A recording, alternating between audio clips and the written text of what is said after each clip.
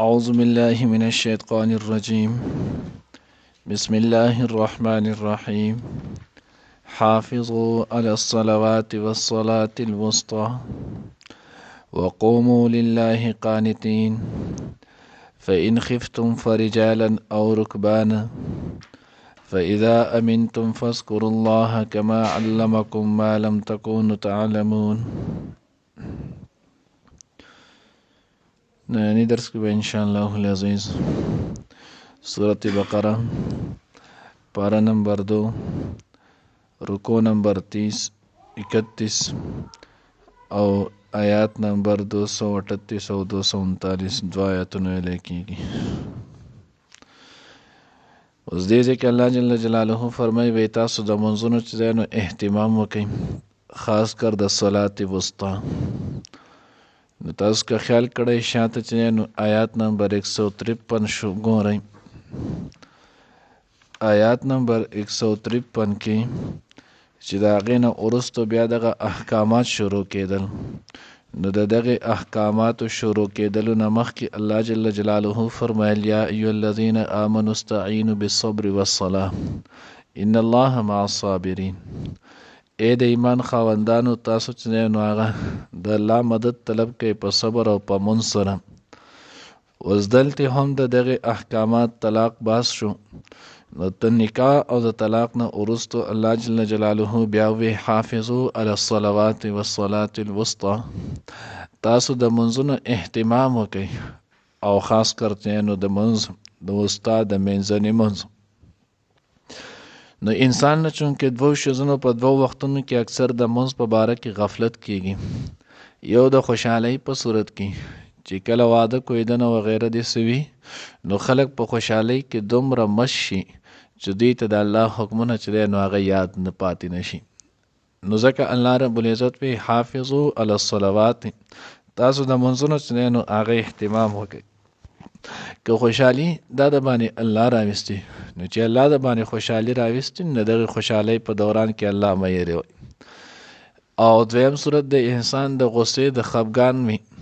نو طلاق چې عمومي تر واقع کېږي اکثر خلک په هغې کې ډېر لوی په الجان کې ډېر لوی خفګان کې واقع شي.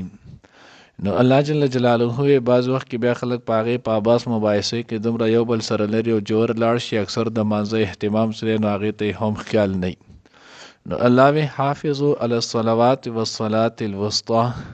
تاسو د منځونو اهتمام چې دی نو هغه کوئ، خاص کر چې نو هغه د مازدیګر د منځو. نو دیو جن الله جل جلاله دغه پسې بیا د منځ چې نو هغه ذکر وکړلو چې منځ د اهتمام د زو ګورئ ایمان ورسته د ټولو نه لوی درجه چې نو هغه د منځ ده. حدیث مبارکه کې راځي د هغې مفهوم دا دی د ټولو نه اولنی چې نو هغه منځ پوره شوی دی، او په ورځ د قیامت به د انسان سره هم د ټولو نه وړاندې د منځ حساب کېږي. ایمان چې نو هغه الله رب العزت مخکې دا کار ګران دی، منځ اقامت منځ پابندي دا ډیره ګران دی الا علی الخاشعين، مگر پای کسانو باندې چې کم کسان عجزي کوي. نو چا کې چې عجزي صفت وي دی به د منځ نو هغه اهتمام کوي، ځکه منځ کې انسان په وجود کې د ټولو نه اشرف، د ټولو نه اعظم، د ټولو نه عزت زیچ نه نو هغه مخ دی. خلک کوئی زما مخ یې ونه کړو، زما چې نو هغه مخ ته ونه کتل. نو مراد دا دی چې دا د انسان په اعضا کې د ټولو نه اشرف ځای دی، دی دا راوالی. او د الله جل جلاله په مخلوق کې د ټولو نه لاندې چې دی نو هغه ځمکه ده، دی هغه راوالی الله ته چې نو په ځمکه باندې کېږي. نو دې کې د بندګۍ د ټولو نه لوی اظهار کېږي. نو ځکه الله وی حافظو علی الصلوات والصلاة الوسطى. صلات وسطی نه مراد څه دی؟ نو دې کې حضرات نو هغه ډېر شي فقهي باس لیکلی دی. امام مالک رحمت الله علیه، امام شافعي رحمه الله وایي چې صلات وسطی نه فجر منځ مراد دی. امام ابو حنیفه رحمه الله داسې ډېر شي صحابه چې نو هغه فرمایي چې صلات وسطی نه مراد چې نو مازدیګر منځ دی. بیا په دې باندې چې نو هغه هر یو منځ چې وکتلی شي نو د هغه وسطی جوړېدی شي. بعضی حضرات لکه امام احمد ابن حنبل رحمت الله علیه داسې دغه حضرات هغه د ماسخوتن منځ ته تللي دي، خو صحیح او راجع قول دا دی چې صلات وسطی نه مراد چې نو د مازدیګر منځ دی. حدیث مبارکه کې راځي چې حضور علیه الصلوۃ والسلام جنگ خندق کې نبی علیہ الصلوۃ والسلام نه د خندق کنلو په وجه باندې ماسپښین مازدیګر دا منځونه چې نو قضا شولو نو نبی علیہ الصلوۃ والسلام چې نو بد دعا وکړه چې الله دې د کورونه د ور نه ډک کړي د دوی قبرونه دی الله د ور نه ډک کړي چې دوی مونږ چې نو هغه د منځ نه او خاص کر د وسطا د مازدیګر د منځ نه چې نو هغه مونږ څه کړلو مشغوله کړلو هغه په مونږ باندې قضا کوم حضرت عائشہ رضی الله تعالی عنها چې نو هغه روایت د ترمذی شریف روایت دی هغه مفهوم کې مرাজি چې ما چې نو حضور علیه الصلوۃ والسلام نه اوریدلی چې نبی علیه الصلوۃ والسلام د صلات وسطا چې نو هغه تفسیر په مازدیګر په منځ سره کړو چې وسطا نه مراد د مازدیګر منځ دی بخاری شریف کې چې نو هغه کې هم راځي من ترک صلات العصر چا چې نو هغه د مازدیګر منځ پرې خودلو نو دغه سړی چې نو هغه سوچ ولو ډیر لوی چې نو هغه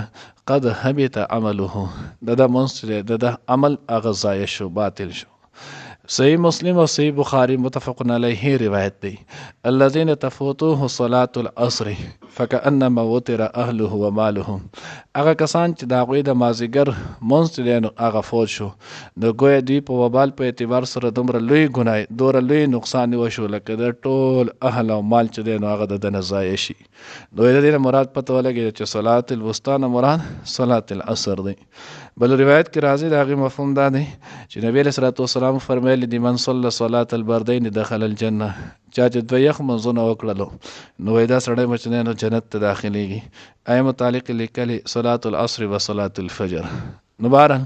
داسې ډېر شی چې نو هغه بېشماره احادیث مبارکه دي صحابه او اقوال ني چې صلات وسطی نه مراد هغه د مازدیګر منځ دی د دې اهتمام چې نو هغه دی او د وجه چې نو هغه دا چې دینه د سحر او د ماسپښین د ورځې دوه منځونه چې نو هغه د مخکې دي او بیا دغه شان د ماښام دوه منځونه چې هغه د غروب سره شپه شروع کیږي د غروب شمس سره چې څنګه شپه شروع کیږي وړاندې منځ د ماښام دی او دویم پسې ماسخوتن هغه د دې نه وروسته دی دا د دواړو منځونو په منځ کې دی نو ځکه دې ته وسطا وایي منځنی او بعضې وایي چې وسطا دا د افضل نه دی نو د ټولو نه افضل منځ چې دی نو هغه د مازدیګر منځ دی ځکه تاسو بارها کرته به اورېدلي ویلې مې چې په دې وخت کې د فرشتو چې دی نو هغه ډیوټي بدلېږي د سهار هغه چې نو هغه ځي د ماښام هغه شپې هغه چې نو هغه راځي نو دا د سحر او د مازدیګر په ټیم کې کېږي نو ځکه مازدیګر منځ ته چې دی نو هغه څه نه ترجیح ده بهرحال الله وی وصلات الوسطى وقوموا لله قانتين او ودرېږئ الله ته چې نو په عاجزۍ سره منځ چې کله کې نو په عاجزۍ سره به وردېږي اوس عاجزۍ مقصد څه دی یعنې ستا به چې نو ظاهر هم بالکل په سکون سره وي باطن به چې نو هم سکون سره الله ته متوجي مخکې مونږ چې نو پیرت ویلو حدیث مبارکه کې حدیث جبرئیل وته وي پای کې جبرئیل علیه الصلوۃ والسلام رالو رسول الله صلی الله علیه وسلم نه چې نو تاسو نه شروع کړو نو د الله پیغمبر ته به بنل احسان مل احسانو احسان چې نو هغه څه شي ته ویل کېږي الله پیغمبر وته ویل ان تعبد الله كانك تراه فان لم تكن تراه فانه يراك د الله داسې عبادت چې نو په ذهن سره کول ګویا چې الله ستا مخې ته ولاړ دی تو الله چې نو هغه ته ویني او څوک چې معظم د چا مخې ته ولاړ څنګه نو الله ستا مخې ته ولاړ دی په دې طریقې سره عبادت کول دې ته احسان وایي فإن لم تكن تراه فإنه يراك او کدهغه نه نو کم از کم دومره چې نو هغه احساس وکړي چې الله ما ویني نن الله دې عفو وکړي لاول زه ورپسې بل مونږ چې مونځ ته ورتېږو مونږ ته سره دا پته هم نه لګي چې کوم ځای ولاړ یو چا ته ولاړ یو په کوم ځای کې ولاړ یو نو ځکه او زمونږ د منځونو دغه حالت نه هغه منځونه چې مونږ په هغې باندې خپل یو معمولي نه معمولي کار چې دی نو هغه هم نشو کولی حالن کې په دغې منځ باندې صحابه تابعین مړه شیزونه چې دی نو هغه پې ورته الله پاک د منځ په برکت ژوندي کړي دي نو د دې وجې نه الله وایي وقوموا لله قانتین الله ته ورتېږئ په عاجزۍ سره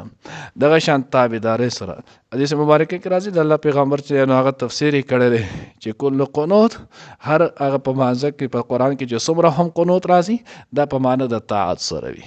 حدیث مبارکه کې راځي ترمذی شریف چې نو هغه روایت د مفهوم دا دی چې صحابه کرام رضوان الله تعالی اجمعین دا هغوی بلاول په خبر چې نو هغه منځ فرضیت رالو نو شروع کې به خلکو او به کلام کولو خبرې به کولې سلام به کولو دای جواب به ورکولو خلک براله تپوس به کو 100 رکعات شي بل به ورته دومره رکعات شوي دي بیا د هغې نه وروستو دغه حکم رالو بشور او معروف چې نو هغه قول نه صحابي غالبا عبدالله بن مسعود رضی الله تعالی عنه هغې زوراله ما دغه شان تپوس وکړو هر سړی راته چې نو هغه د سترګو کې بد وکتل ما ورته چې مور د باندې وجاړه څه چل شوی دی تاسو هر یو سړی چې نو ما ته داسې بد ګورئ بیا د هغوی چې نو بیا موږ ته داسې اشاره وکړه چې چپ زه پوه شم چې څه حساب دی بیا چې کله مونځ وشو مانځه نه وروستو زه نبي علیه صلات وسلام را وغوښتلم او ما ته بیا وفرمیل چې مونځ چې دی نو هغه په دې کې د کلام چې دی نو هغه دنیوي خبرو ګنجایش نشته مونځ چې دی نو هغه تکبیر تحلیل او قرات چې دی نو د دې نوم دی بیا صحابي فرمای په خدای قسم ما داسې مشفق استاد نه دی لیدلی لکه څنګه چې رسول الله صلی الله علیه وسلم ما زجرني و ما ضربني نه زه ووالم نه یې راته چې نو هغه ردې بدې ویلې نو ځکه الله وایي وقوموا لله قانتین فإن خفتم فرجالا أو ركبانا فإذا أمنتم فاذكروا الله كما علمكم ما لم تكونوا تعلمون مخکې به ان شاء الله صلات خوف کې بیا د دې چې نو هغه تفصیل لازم الته وای کوم بار الله وایي که چېرته تاسو باندې یره وي برابره خبره ده که دغه یره چې نو هغه د دشمن وي که دغه یره چې نو هغه د کافر وي که دغه یره چې نو هغه د حالات جنگ کې وي او که دغه یره چې نو هغه د درنده وي نو الله وایي تاسو بیا چې نو هغه یا د دې نه ما سوا بعضې وخت کې سړی چې نو هغه په سجدې قیام په دغه باندې چې نو هغه په سجدې رکوع باندې قدرت نه نو فرجالا نو بیا د دې مونځ کوي په ولاړه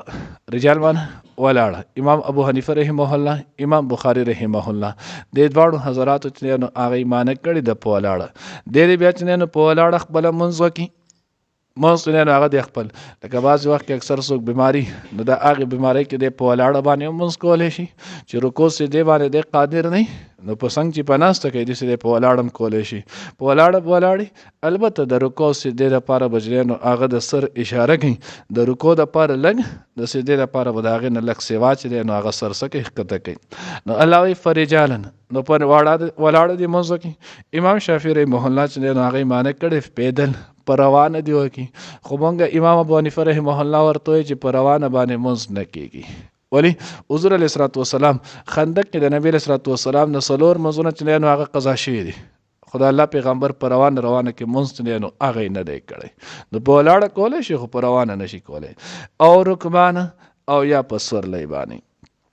فاذا امنتم فاذكروا الله الله بیا کله چې تاسو په امن کې شئ نو الله یاد کړئ کما علمکم څنګه چې الله تاسو ته ښودلی دی تعلیم درکړی ما د هغه سم لم تکونو تعلمون چې تاسو پرې نه پوهېدئ یعنی هدایت دین اسلام د دین احکامات یو خبره مونږ چاته هم نه معلوم الله رب العزت خپل پیغمبر مبعوث کو پیغمبر سره کتاب راولېږلو د هغې په برکت الله پاک مونږ ته هدایت وکړو د هغې نه چې نو هغه څه نه څه علم پوهه یې راله کړه نو الله وایي بیا داسې الله چې نو هغه یادوئ څنګه چې تاسو ته څه نه د هغې علم درکړی پوهه یې درکړې ده ما لم تکونه تعلمون هغه چې تاسو پرې نه پوهېدئ نو الله دې مونږ ته په خپل کلام باندې صحیح پوهه چې نو هغه نصیب کړي